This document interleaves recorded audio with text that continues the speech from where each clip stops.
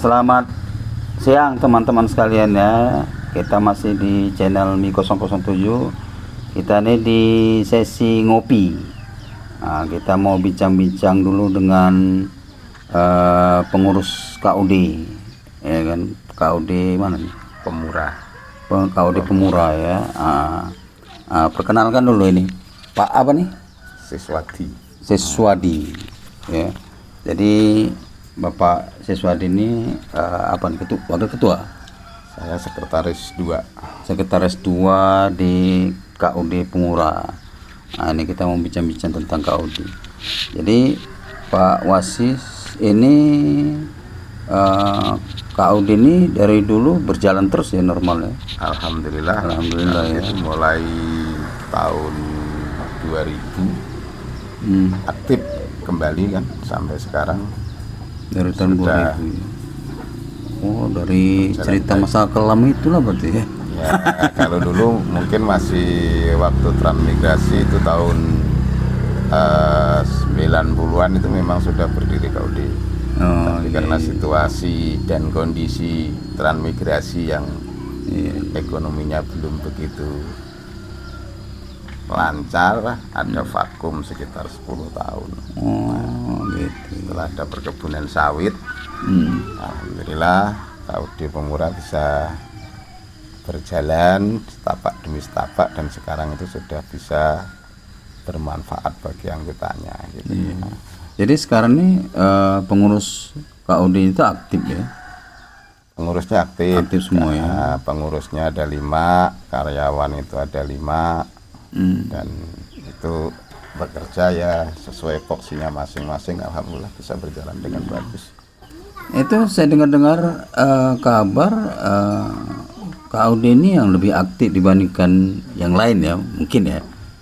Mungkin begitu. Kira-kira apalah tuh ini penyebabnya gitu? Kenapa yang lain nggak bisa ini berjalan dengan baik gitu? Kenapa ini bisa tetap eksis gitu KUD ini? Ya, kalau di Pemurah itu yang bisa kami berikan kepada anggota yang jelas satu, musyawarah segala sesuatu, karena tidak mungkin semuanya bisa berjalan tanpa musyawarah. Yang kedua, transparansi. Semuanya harus transparan antara anggota, pengurus kelompok, pengurus KUD, itu harus transparan. Terutama biasanya yang membuat kendala suatu KUD bisa macet tuh keuangan yang tidak jelas. Benar. Nah itu di mana-mana kayaknya riskan itu kalau masalah keuangan itu kan. Karena masalah keuangan biasanya orang itu saling curiga antara anggota dengan pengurus, biasanya saling curiga.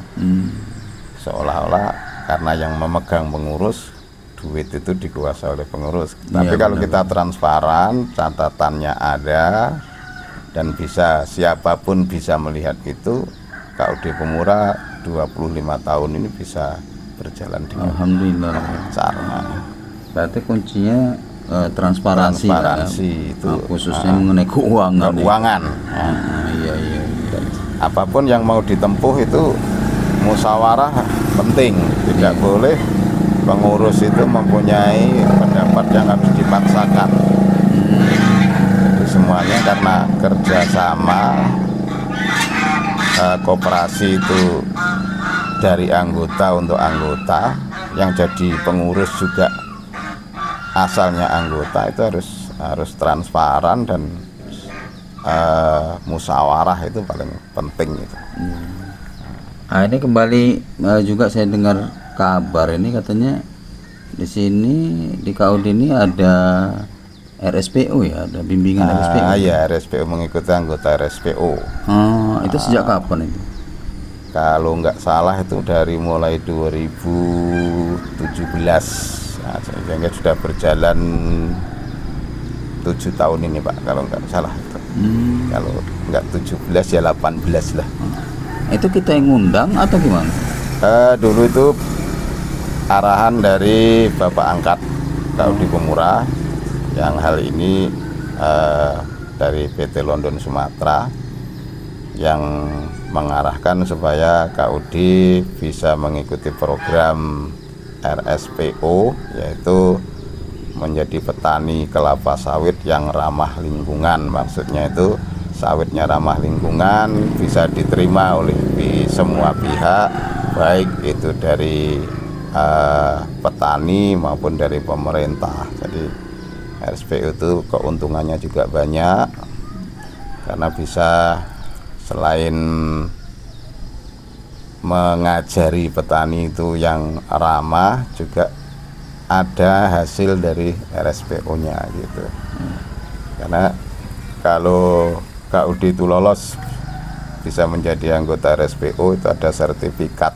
Oh, dapat sertifikat. Sertifikat itu bisa dijual, nanti dibagi ke anggota. Nah itu keuntungannya, walaupun itu tidak seberapa, tapi sangat Tapi membantu. sekarang ini yang RSPO-nya udah mandiri lah ya. Sudah mandiri, sudah 4 tahun ya 4 tahun ini mandiri, Pak.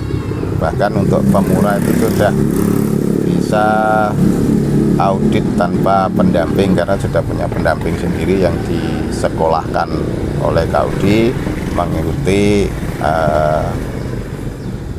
pendidikan khusus RSPO sampai ke Malaysia. Itu ada sendiri di KUD Pemula gitu. Gitu. Jadi kira-kira apalah tuh arahan-arahan atau manfaat yang dihasilkan dari RSPO itu? Ya, yang jelas kita bertani yang ramah lingkungan. Contohnya ya, kita kalau pakai pupuk yang jelas pupuknya apa, kalau pakai racun rumput itu ya yang standar, yang di apa ya, maksudnya tingkat racunnya itu nggak boleh yang pakai jenis-jenis kontak, langsung kontak, itu nggak boleh. Itu harus standarnya, walaupun dosnya juga ada aturan di situ. Udah ada ketentuan semua gitu ya. Catatan panen, administrasi harus jelas kan. Catatan panennya, catatan pemupukan, itu semuanya harus terdokumentasi dengan bagus. Itulah yang diaudit setiap tahun itu. Iya, terus kepemilikan lahan, legalitasnya, baik itu STDP-nya, surat untuk izin budidaya tanaman, itu harus ada dari pemerintah, dari lingkungan hidupnya. Contohnya, kita tidak boleh membakar lahan, tidak boleh mencemari sungai, itu diajarkan di situ di RSPO. Makanya dikatakan bertani yang ramah lingkungan itu yang nggak merugikan pihak lain gitu. Tapi apakah seluruh peserta atau anggota plasma itu ikut RSPO? Ya, sebagian ada yang nggak ikut, ya, karena namanya anggota banyak ya, kita untuk memberikan meyakinkan ke semua masyarakat itu juga mungkin beberapa persen juga ada yang tidak mau.